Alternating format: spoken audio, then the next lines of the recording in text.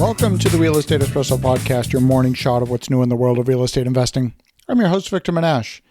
If you're loving what you're hearing on the Real Estate Espresso Podcast, go out and tell 2 friends today. Show them how easy it is to subscribe to the show. The Real Estate Espresso Podcast is available on more than 20 different platforms, and wherever you listen to podcasts, you're sure to find the show. Spread the love around. Why keep all this goodness to yourself? On today's show, we're talking about one of the monumental shifts that's happening in the world of commerce. Much of this has been driven by the continual need to cut costs. Retail space, which touches the end consumer, is still relatively expensive, despite all of the store closures. In fact, rent for all retail businesses rates among one of its highest expenses. Not only that, the density of merchandise per square foot on the showroom floor is quite low. After all, you want to be able to browse the aisles and see what you're about to buy without visual clutter.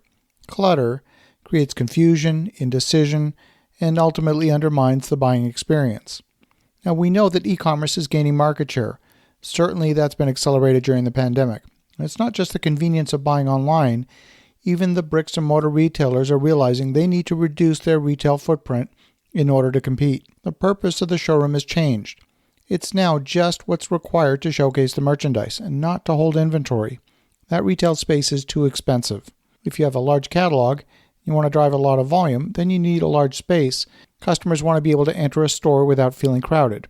Think of an Ikea furniture store from Sweden that have designed their stores to showcase how to use their product. But the stores themselves relegate the majority of the inventory to an attached warehouse where the product is flat packed and stacked to minimize the warehouse footprint. Only small housewares can be purchased from the retail floor. Everything else must come from the warehouse. Now, retail space typically costs about $35 to $50 per square foot on an annual basis. This compares with about $6.18 per square foot for industrial space. That's a huge difference in price. And when you factor in the inventory density in a warehouse, the real estate savings are more than a factor of 20 compared with housing inventory on the retail floor. And that's why businesses are rushing to warehouse and reducing retail footprints. Now, last month, Colliers International published their industrial market update for the second quarter.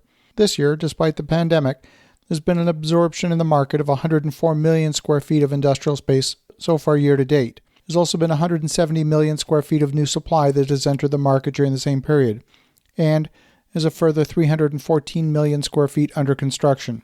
The new supply represents the 8th quarter in a row where supply has exceeded demand.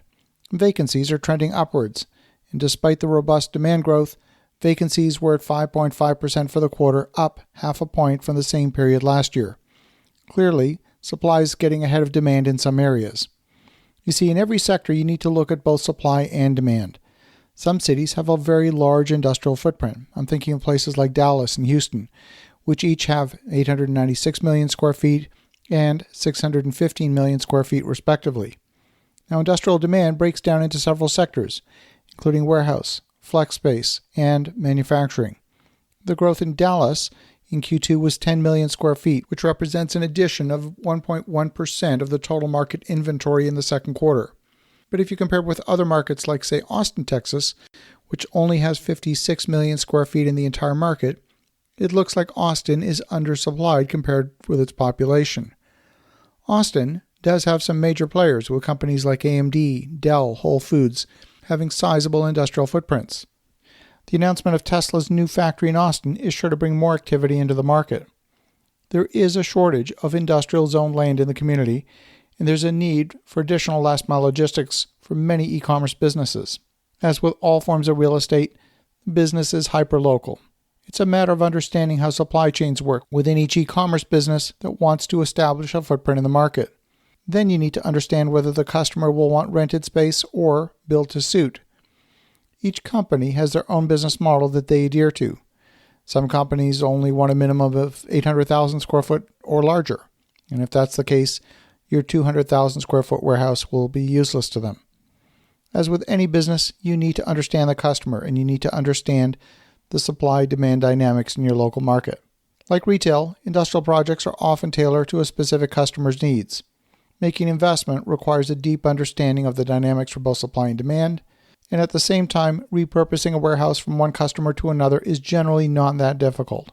But location is important, outdoor storage is important, turning radius for trucks is important, freeway access is important, and transportations to get employees to work is important. For example, if the employees in a warehouse need a car to get to work, they're going to need to have a higher salary than those who can take public transit. The industrial market is one of the greatest opportunities over the next couple of years for growth, but it's one that you cannot go into blindly. You want to get very educated on the dynamics of the market before you jump in. As you think about that, have an awesome rest of your day. Go make some great things happen. I'll talk to you again tomorrow.